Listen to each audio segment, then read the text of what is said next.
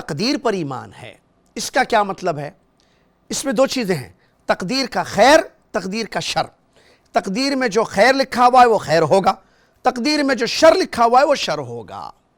اب تقدیر پر ایمان لانے کا مطلب یہ ہے کہ ہمیں اس پر یقین ہونا چاہیے کہ اللہ نے آسمان و زمین کو پیدا کرنے سے 50,000 سال پہلے ہی تمام چیزوں کی تقدیریں بنا دیں۔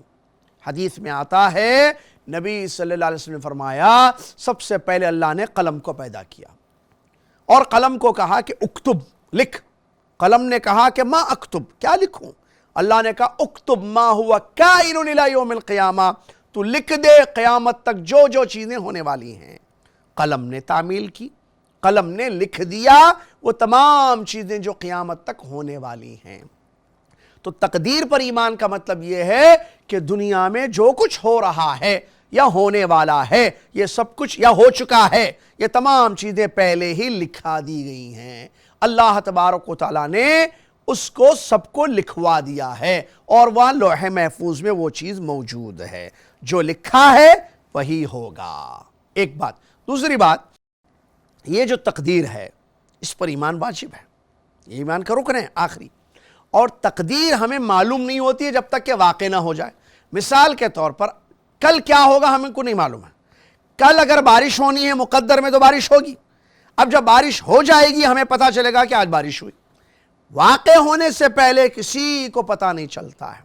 اسی طریقے سے ایک ضروری بات یہ ہے کہ تقدیر پر ایمان لانے کے لیے کچھ چیزوں پر ایمان لانا ضروری ہے۔ کیا ہے؟ اللہ کے علم پر ایمان لانا، جو کچھ ہو چکا ہے، جو ہو رہا ہے، جو ہونے والا ہے، جو نہیں ہوا، اگر ہوتا تو کیسے ہوتا، ہر چیز، ایوری تھنگ اللہ جانتا ہے، علم ازلی ہے، شروع سے جانتا ہے، ہمیشہ جانے گا۔